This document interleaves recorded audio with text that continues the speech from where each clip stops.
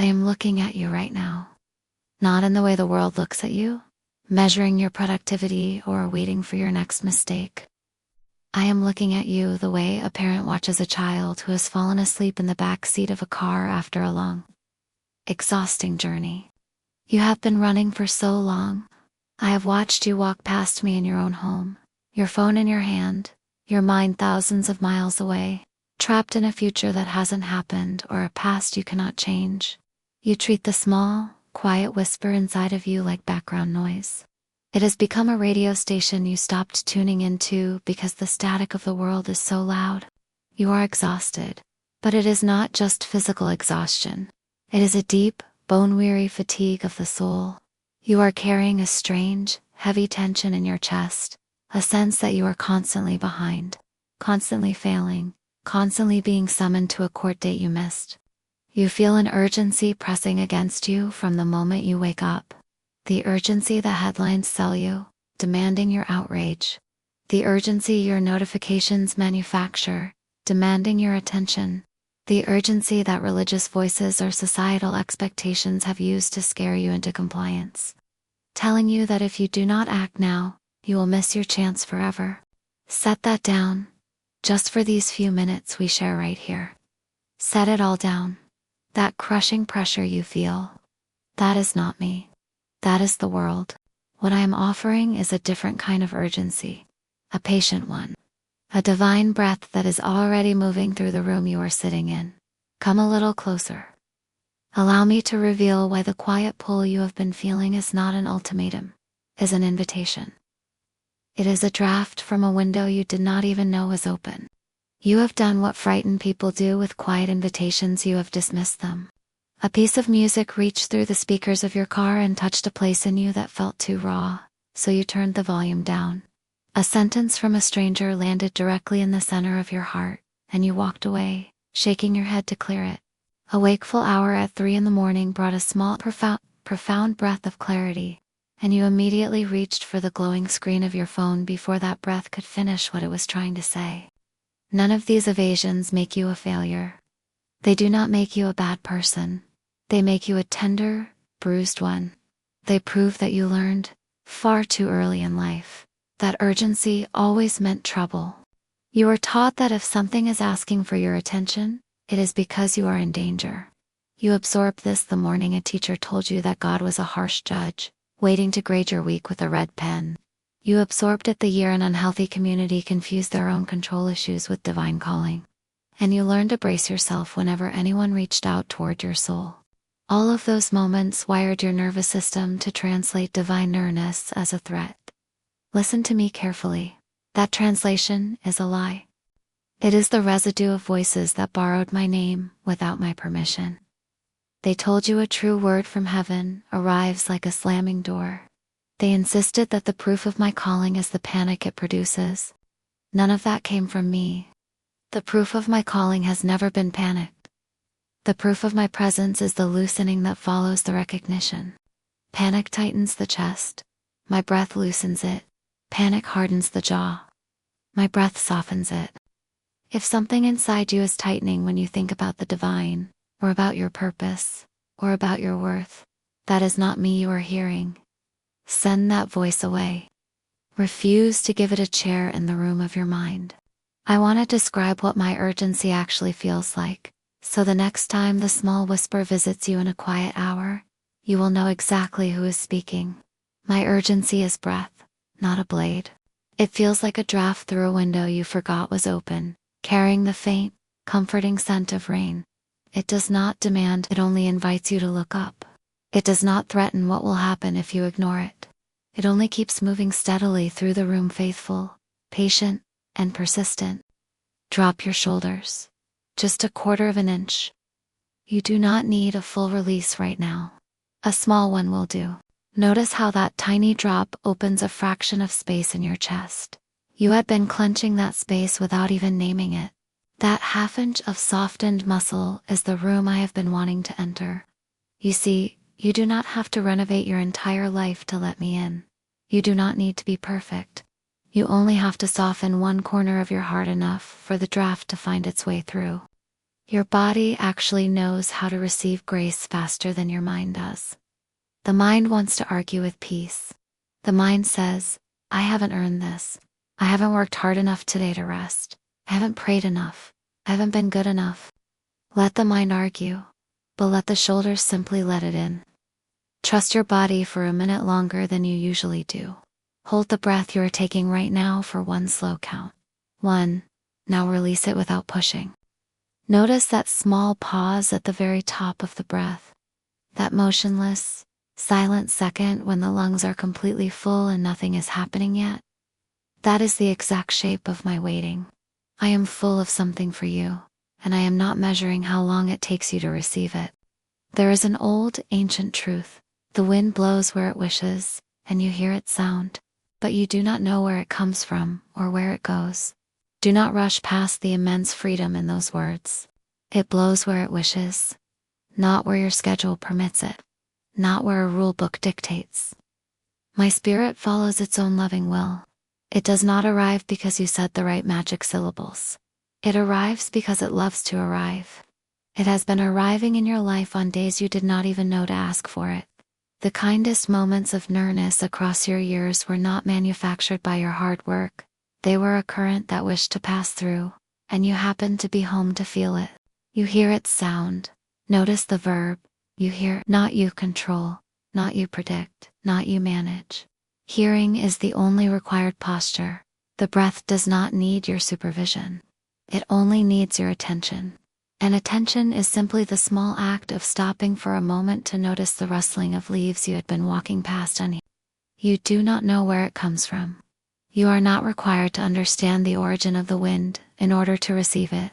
You do not have to map its trajectory. You do not have to be a theologian, a saint, or a scholar to feel the air fill your lungs. The wind does not ask for your resume before it cools your face. It only requires an open window. This is true for everyone. Every one of you who has felt a small, unexplainable kindness bloom inside you. Every one of you who has been moved to forgive when forgiveness was not earned. Every one of you who has felt strangely held together in a season of grief that should have entirely crushed you. If you have felt that, however brief, you have heard the wind. You are not as far from me as you have been told.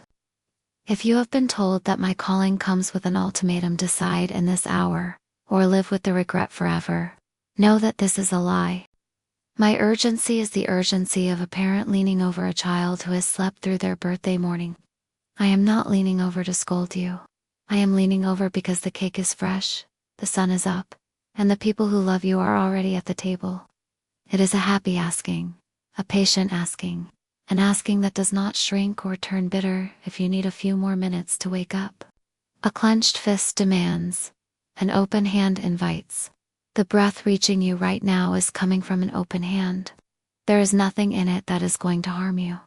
There is nothing in it that will humiliate the careful, guarded adult you have worked so incredibly hard to become.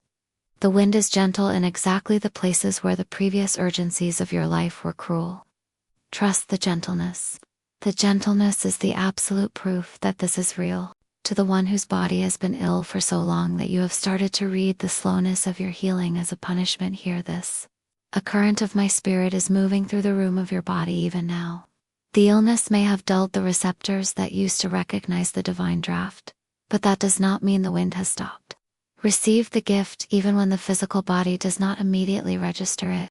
To the one whose household is currently silent, who is worried about someone they love walking in the dark, hear this too. You do not get to direct the wind, but the wind is in motion in your house. The windows of the ones you love are not as sealed as they look from the outside. So, what do you do now? How do you carry this into the rhythm of your week? The next time you feel that quiet pressure rising inside you, and you will, because pressure is the native language of the modern world, pose one honest question to your own body. Is fear pushing me, or is the wind passing through? That is the entire test. Fear tightens, wind loosens.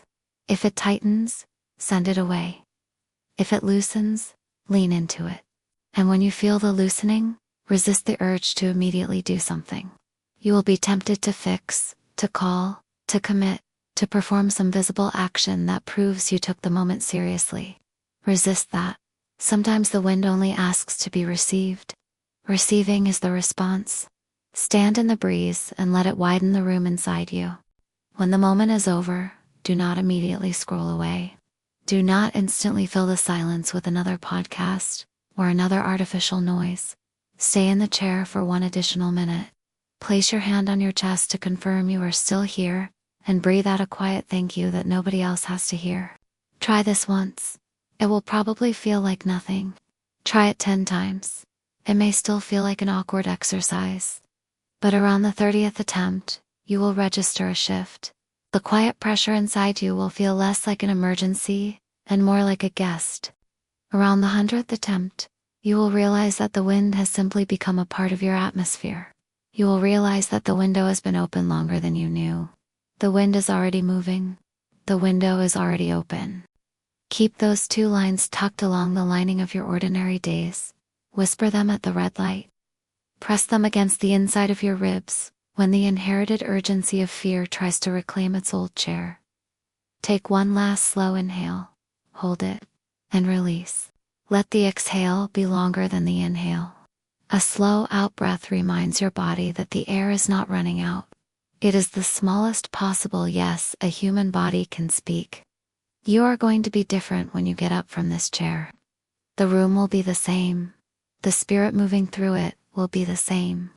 But the chest of the one walking through it will have finally, beautifully softened. You were never meant to feel this draft alone. I want to take you back to a memory. A very old one, but one that still echoes in the room you are sitting in today. Long ago, during a deeply honest midnight conversation, a respected teacher came to find me after dark.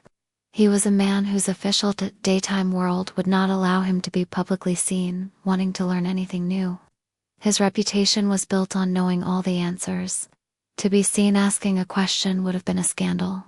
So, he came quietly. He brought his hunger under the cover of night, bringing a question his daytime life would not allow him to ask. We sat down together in the dim light. He began carefully, the way an educated person begins when they want to seem learned, even as they are asking for help. I did not mock him. I answered him gently, because the questions of a midnight visitor are tender questions, and tender questions always deserve gentle hands. Somewhere in that conversation, I gave him a picture so quiet and so true that it survived centuries. It survived so that it could reach a respected, exhausted adult in your own century who is also hungry, but ashamed of being hungry. That respected adult is you. You are the midnight visitor. You are the one who has built a life, a career, a persona of having it all together. You give advice to others. People lean on you. But in your own kind of dark, in the quiet of your own mind, you are starving for a peace you cannot manufacture. You have been longing for an honest conversation with me, but you have been afraid of what it would cost your standing. You have been afraid that if you admit you are tired, the whole structure of your life will collapse. Hear this. The door of the small house is still open at this very hour. I am still inside. The lamp is still lit. You do not have to time your arrival with daylight to make the visit respectable. Come at the hour you can come. Bring your half-formed sentences. Bring the embarrassment of your hunger. Bring the questions you have been rehearsing on the inside of your skull for years. I am the kind of teacher whose patience does not have a closing time. The gentleness in my voice toward that quiet visitor all those years ago is the exact same gentleness I am using with you right now. You do not need to know the answers to sit at my table.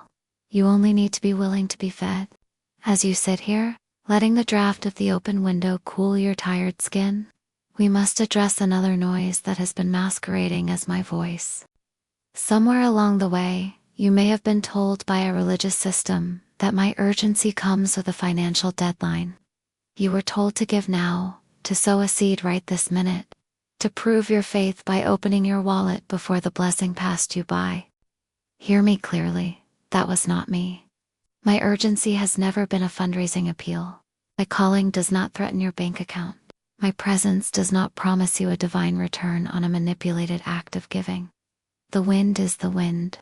and the wind does not ask for your money before it cools your face. The wind asks only that you be willing to feel it. Free yourself from that deep, inherited confusion. The breath I am offering right now does not have a price tag attached. Anyone who taught you it did was simply attaching their own bill to a gift I gave for free. You cannot buy my nearness, and you do not have to. You already have it. You cannot tip the scales of heaven with your performance, your perfection, or your currency. The economy of grace operates entirely outside the boundaries of human transactions. In my economy, the currency is not effort. The currency is surrender. Let us walk together through the other rooms of your life. For the one of you who has a household currently silent toward anyone praying for a partner, a child, or a parent who has stopped responding to the things of the Spirit, hear this. Remember the rule of the wind. It goes where it wishes. You do not get to direct it. You do not get to predict which window of which heart in your household it will pass through next. But do not mistake silence for absence. The wind is in motion in your house. It has not gone still in those rooms, even if the doors look tightly shut from where you are standing. You do not get to direct it. You do not get to predict which window of which heart in your household it will pass through next. But do not mistake silence for absence. The wind is in motion in your house. It has not gone still in those rooms, even if the doors look tightly shut from where you are standing. The very prayers you have been offering, the quiet, tearful requests you whisper into your pillow, have been the breath making itself known in the corners of their lives. The very prayers you have been offering, the quiet, tearful requests you whisper into your pillow, have been the breath making itself known in the corners of their lives. Keep praying, stay in the chair. The Spirit does not run out of air.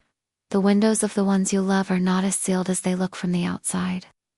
I am working in the underground of their souls, just as I am working in the underground of yours. And for the one who feels that your own life is stagnant, that you have been bypassed by purpose, that your best days are behind you, or that you made a wrong turn years ago and can never get back to the right path, listen to the cadence of my voice. Drift is not the verdict. Drift is the very room I am about to fill again with a draft. You have not ruined my plan for you by wandering. You have not disqualified yourself by being human. The compass of heaven does not break just because you lost your bearings. We are nearing the end of our time in this specific quietness, but the quietness does not end when these words stop. If you are experiencing what feels like a strange, unexplainable peace settling onto your shoulders, right now, if the knot in your chest has loosened even a fraction, hear me. We are nearing the end of our time in this specific quietness, but the quietness does not end when these words stop. If you are experiencing what feels like a strange, unexplainable peace settling onto your shoulders, right now, if the knot in your chest has loosened even a fraction, hear me. That is the wind. That is what I was sending you this whole time. The pressure you were carrying as you first sat down has begun to soften because the breath has found a window in you. And the breath is doing exactly what breath does. It gives life. It restores. It restores the stale, frightened rooms of your mind. Do not overanalyze this piece. Do not try to capture it in a jar. Do not immediately run for a journal to record it before it leaves, out of fear that you will forget the formula. There is no formula. Simply remain inside it. The remaining is the receiving. And receiving is all that the quiet urgency of heaven was asking for all along. I leave you with one true sentence. Receive it the way a friend says it at the doorway before stepping back into the evening air, leaving you safe and warm inside your home. The wind is already moving. The window is already open. You do not have to fight for your place in this world anymore. You do not have to earn your right to breathe. Draw one final, slow inhale. Let the air fill the deepest parts of your lungs. Hold it for just a second, acknowledging the life inside you. And exhale, completely. Let the exhale carry away the false urgencies, the manufactured panics, and the cruel deadlines of a world that does not know your soul. You are loved. You are seen. You are held in a grip that will never, ever let you go. Go now and step back into your day. Walk a little lighter. Breathe a little deeper. The wind is at your back,